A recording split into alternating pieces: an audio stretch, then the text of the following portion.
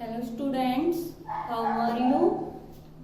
आप जानते हैं कि हमारे एसेट्स के लेसन 4 कंप्लीट हो गए थे जब हम सिर्फ क्वेश्चन आंसर लिखते थे। अब हमारी बुक भी आ गई है, ये आप स्कूल से ले लेना। और आज हम अपना लेसन 5 रीड करेंगे। लेसन 5 है हमारा तटीय मैदानी क्षेत्र एवं द्वीप। तटीय मैदानी क्षेत्र एवं द्वीप। तटीय मैदानी क्षेत्र एवं द्वीप। अब हम अपना लेसन पढ़ेंगे। आप पढ़ चुके हैं कि भारतीय प्रायद्वीपीय क्षेत्र 3 ओर से समुद्र से घिरा है और इसकी तट रेखा बहुत लंबी है। जो हमारा भारत है उसे एक उप महाद्वीप की भी संज्ञा दी जाती है, क्योंकि वह तीनों ओर से समुद्र से घिरा है। उसका सिर्फ एक ही सिरा ऐसा है कि जो किसी भी चीज से नहीं घिरा है, और जो इसकी तट रेखा है वह बहुत लंबी है।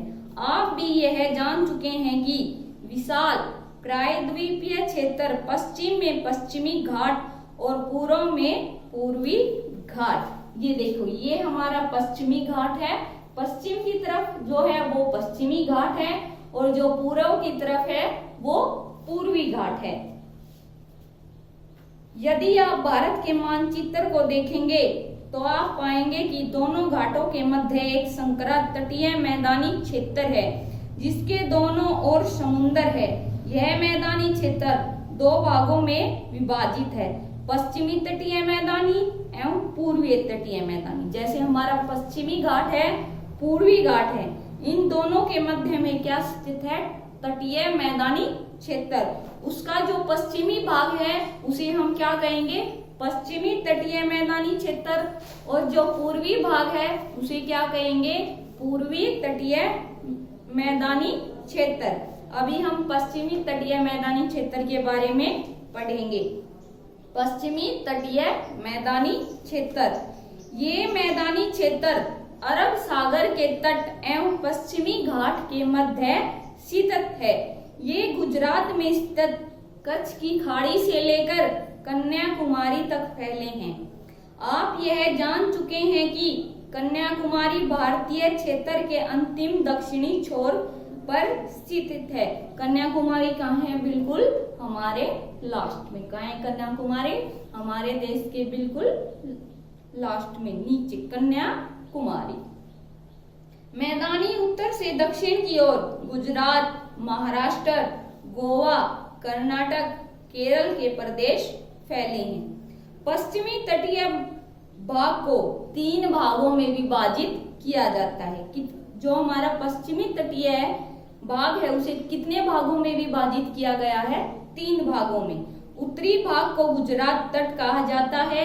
यह कच्छ की खाड़ी एवं खंबात की खाड़ी के मध्य स्थित है। यहाँ तटीय क्षेत्र चौड़े हैं, परंतु ये दक्षिण की ओर संकरे होते चले गए हैं। पश्चिमी तटीय मैदानों के शेष 2 भाग उत्तर में स्थित कोंकण तट एवं दक्षिण में स्थित मालाबार तट हैं।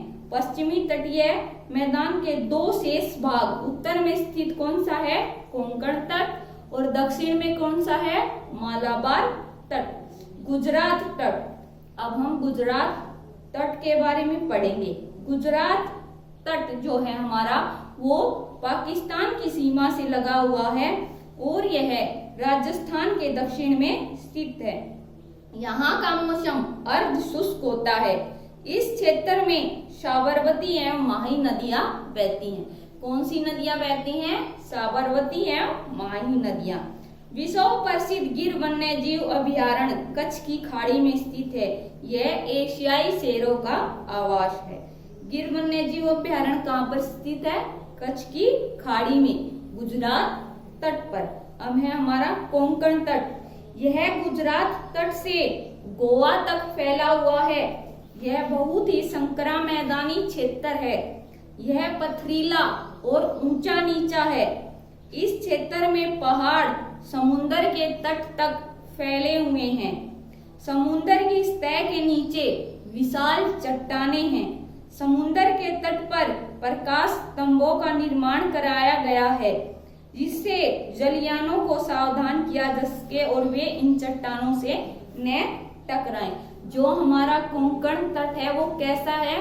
पथरीला और ऊंचा नीचा है, इसलिए वहां पर प्रकाश स्तंभ, जैसा कि ये पिक्चर में दिखाया गया, ये प्रकाश स्तंभ ऐसे उनका निर्माण किया गया है।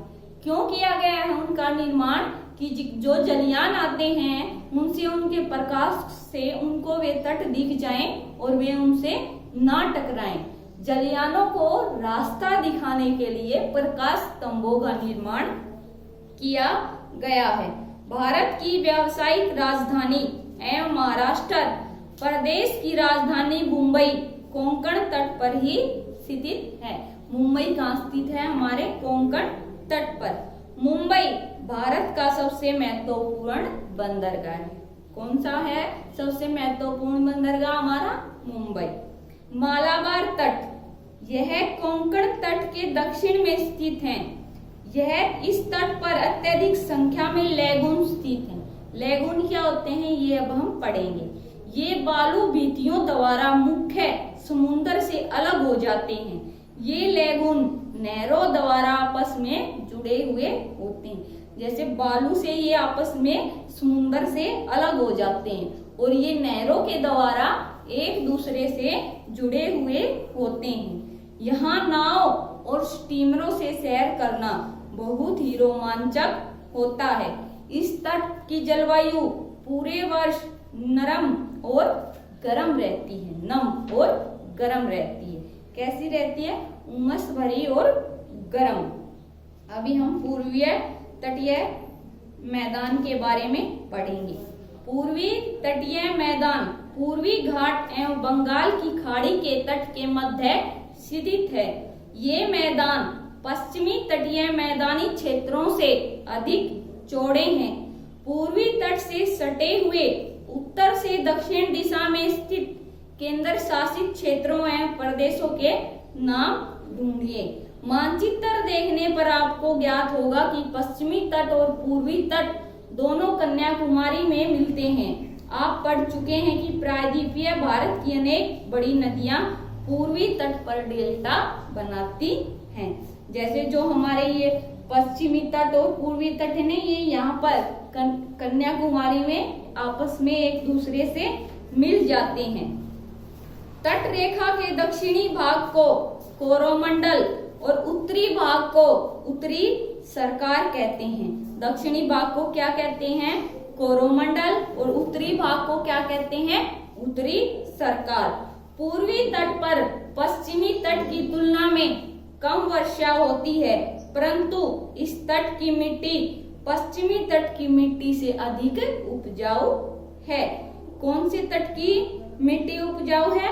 पूर्वी तट की। पश्चिमी तट से ज्यादा उपजाऊ है। पूर्वी तट पर चिल्का झील स्थित है। यह देश के लिए एक लंबी तट रेखा होना बहुत अच्छा होता है। हमारे देश के तटों पर कई महत्वपूर्ण बंदरगाह और मछली पकड़ने के स्थान हैं।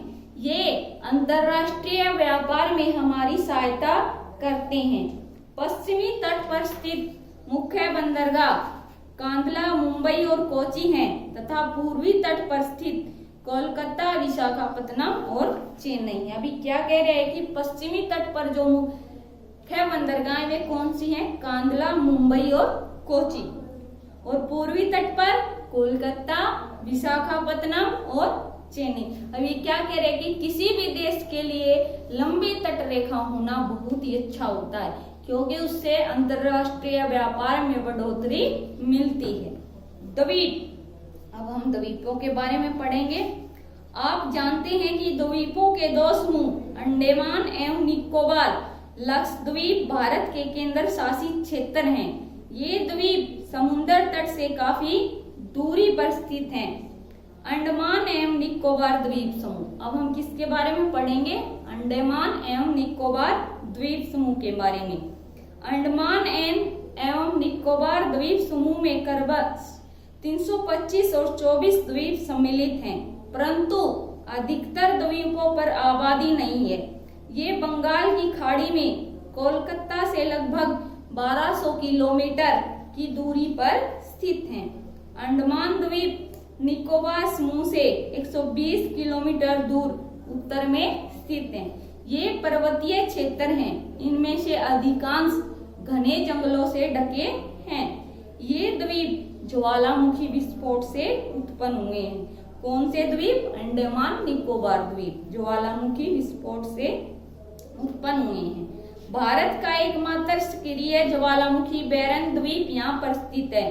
भारतीय सीमा का अंतिमी दक्षिणी छोर इंदिरा बिंदु इन्हीं द्वीपों पर स्थित है। कौन सा है हमारा भारतीय सीमा का दक्षिणी छोर? इंदिरा बिंदु, जो कहाँ पर स्थित है? अंडमान निकोबार द्वीप में। अभी हम लक्षद्वीप के बारे में पढ़ेंगे। लक्षद्वीप, इनकी संख्या 36 है, परंतु केवल 10 द्वीपों पर ही आबादी है। ये द्वीप किससे बने हैं? परवाल शैलों से।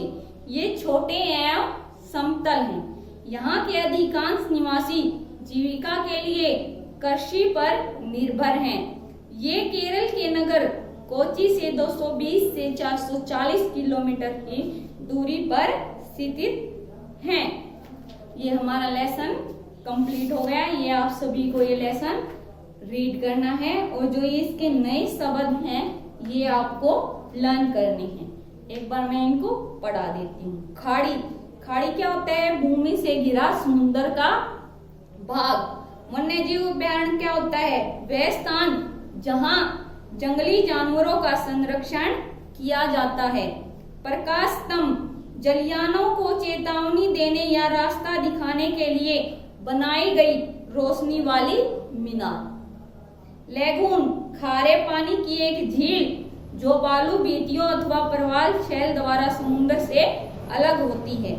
परवाल शैल, समुद्र की सतह के समीप छोटे छोटे जीवों से बनी चट्टान की एक श्रृंखला। बालू बीटी, किसी समुद्र आदि में छिछले पानी पर लहरों के कारण बना रेत का अंबार। सक्रिय ज्वालामुखी, ऐसा ज्वालामुखी जो समय समय पर फूटता है। यह लेसन आपको रीड करना है और ये नए शब्द हैं जो हैं ये आपको लर्न करने हैं। ठीक है, ये हमारा एसएस का काम कंप्लीट हो गया। ठीक है।